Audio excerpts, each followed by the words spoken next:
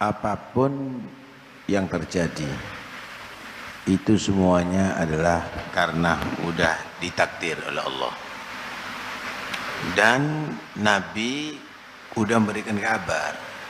Karena itu kita harus kembali lagi kepada ajaran Nabi. Udah ngasih kabar, tidak terjadi satu hari, tidak berganti hari, illa walladzi ba'dahu syarrun minhu, kecuali hari setelahnya lebih jelek daripada hari sebelumnya. Miknya jangan di depan sini. Kecuali hari itu adalah lebih jelek daripada sebelumnya. Hatta talqaw rabbakum, sampai kapan? Sampai kiamat itu, sampai kamu menghadap kepada Allah, sampai kamu menghadap kepada Allah. Terus sikap kita bagaimana? Tenang aja, itu udah terjadi, tapi nanti ujungnya kita yang menang. Ini pergolakan apapun yang terjadi, ini muqaddimah untuk kita menang. Ada riwayat bahwa nanti Dajjal itu akan keluar. Justru yang mendukung nanti orang-orang Yahudi dari Asfihan. Asfihan itu daerah Iran. Ada kemungkinan tadi itu.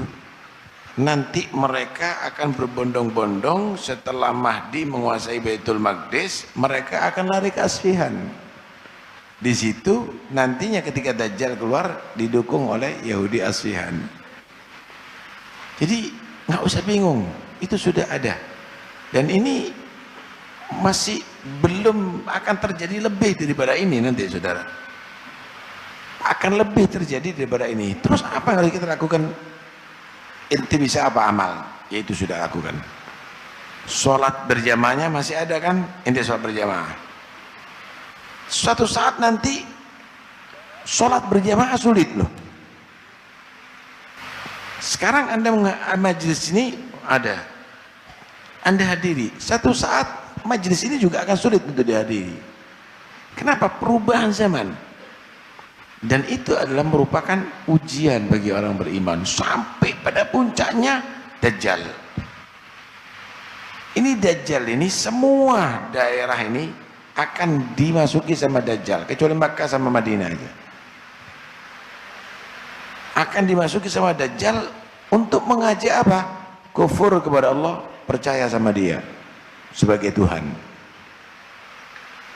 Itu akan terjadi ya saudara. Tapi tetap Islam jaya. Kenapa? Karena Dajjal mencokol di bumi dengan begitu dahsyatnya, ternyata akan kalah dengan turunnya Nabi Isa dan akan terbunuh Dajjal, dan semuanya akan menjadi mukmin. Ada satu riwayat begini, idza ra'aita syuhan muta'an wa hawan muttaba'an wa ijaba kulli dhi ra'yin bi ra'yi fa 'alaika bi khuwaisati nafsik wa da'anka amral 'ammah. Ada riwayat bi khassati nafsik, ada riwayat bi khawasi nafsik. Jika kamu lihat kekikiran pada manusia itu selalu diikuti, ini orang-orang yang ahli bisnis, yang kaya-kaya, kikir, eman mengeluarkan harta. Padahal perjuangan itu adalah perlu juga didukung dengan biaya. Jika kamu melihat kekikiran itu adalah selalu diikuti, selalu dipatuhi, wahawan muttaba'an, dan hawa nafsu selalu diikuti. Hawa nafsu, cari kepuasan, itu yang menjadi tuntutan pada setiap orang. Kepuasan, hawa nafsu. Saudara, hawa itu kesenangan syahwat duniawi, kesenangan duniawi. Enggak harus haram, walaupun halal. Kalau syahwat itu adalah hawa namanya. Anda misalnya senangnya berangkat ke luar negeri untuk rekreasi, untuk ini termasuk hawa yang diikuti oleh manusia. Cari hawa nafsu, kesenangan nafsu, kesenangan duniawi. Udah. Bangun rumah hawa nafsu, makanannya hawa nafsu, gerakannya hawa nafsu, perginya hawa nafsu, bukan karena untuk Allah dan Rasulullah. Bahkan cinta sesama manusia, berhubungan sama manusia karena hawa nafsu. Urusan dunia, urusan jabatan, urusan popularitas, urusan itu hawa nafsu. Bukan saling ziarah karena Allah, saling cinta karena Allah, untuk taat kepada Allah. Wa hawan muttaba'an. Yang ketiga, wa ijaba kulli ra'yin bi ra'yin. Kalau sudah kamu melihat orang yang cerdas, orang yang pandai, dia bangga dengan pendapatnya, tidak menghargai pendapat orang lain. Maksakan pendapatnya harus diterima, orang lain nggak mau. Sehingga nggak ada ittifaq, nggak ada kesepakatan, nggak ada kerjasama, maunya sendiri-sendiri, nggak bisa disatukan.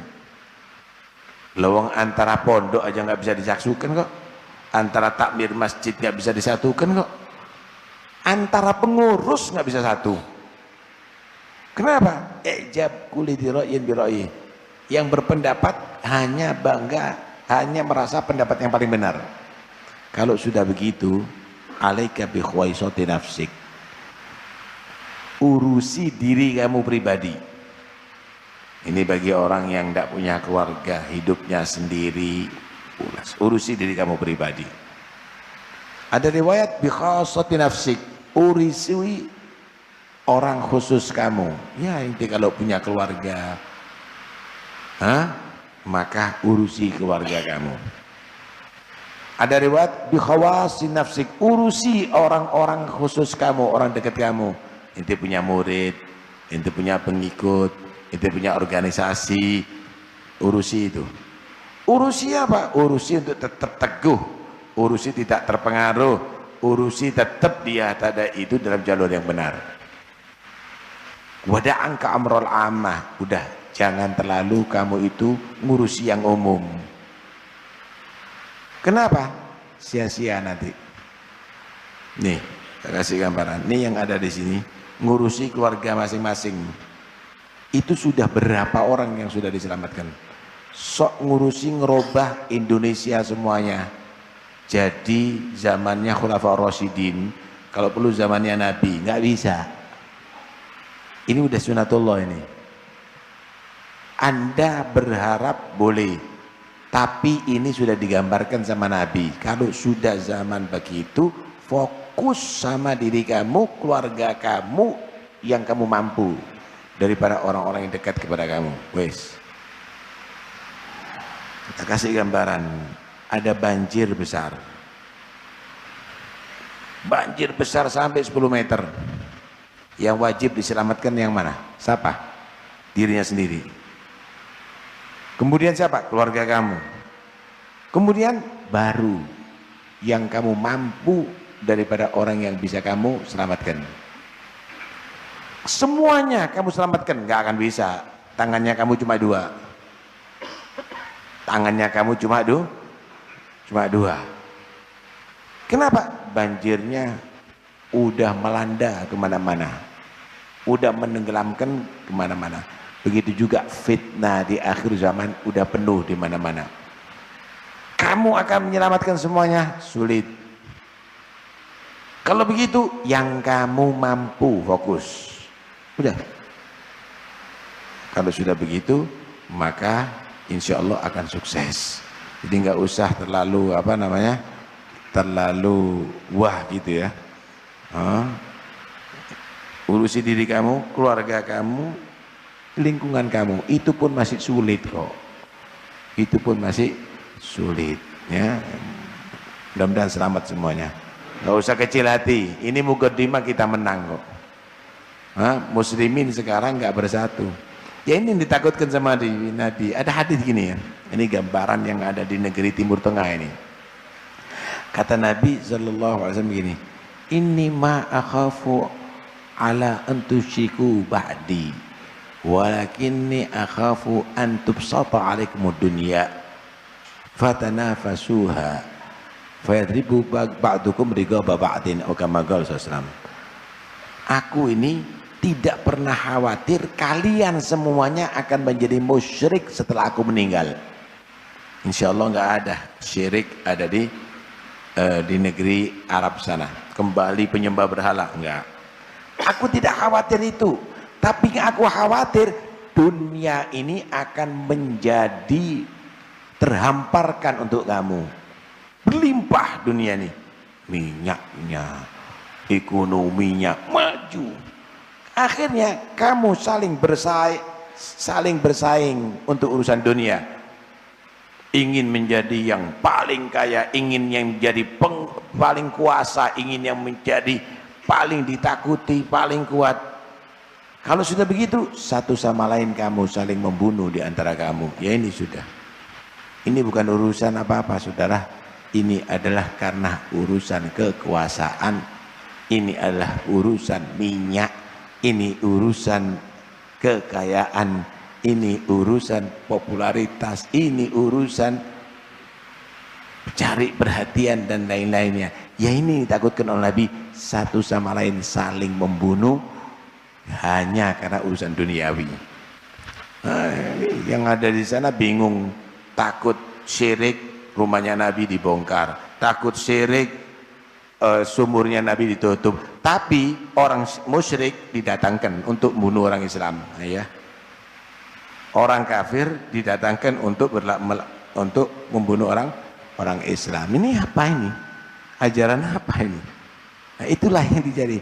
Udah Nabi nggak pernah khawatir di negeri Arab akan menjadi musyrik lagi. Yang dikhawatirkan oleh Nabi justru kamu adalah terpengaruh, terkuasai hati kamu dengan duniawi sampai kamu tega saling membunuh di antara saudara kamu Muslim. Bahkan Muslim dikafir-kafirkan, Muslim disyirik-syirikan, orang kafir adalah menjadi pelindung. Dibuatkan malah ada di situ markas militer dan lain-lainnya. Maka itulah yang terjadi. Satu sama lain saling membunuh, bahkan isti'anah, minta bantuan orang kafir untuk membunuh sesama Muslim. Mudah-mudahan ini semuanya adalah lambang kebaikan ya kepada kita, karena dari kejadian-kejadian ini ujungnya nanti akan keluar pemimpin yang bisa menyatukan umat Islam dan akan memerangi mereka semuanya, dan mereka akan menjadi runtuh kekuasaannya. Ya, ini ibarat orang yang hamil udah 9 bulan tambah sakit, tapi nanti keluar anaknya hilang sakitnya, akhirnya menjadi bahagia karena mempunyai bayi yang lucu. Begitulah umat Islam sekarang lagi hamil 9 bulan, sakit-sakit, tapi sebentar lagi akan menjadi kemenangan umat Islam insyaallah. Amin Allahumma amin.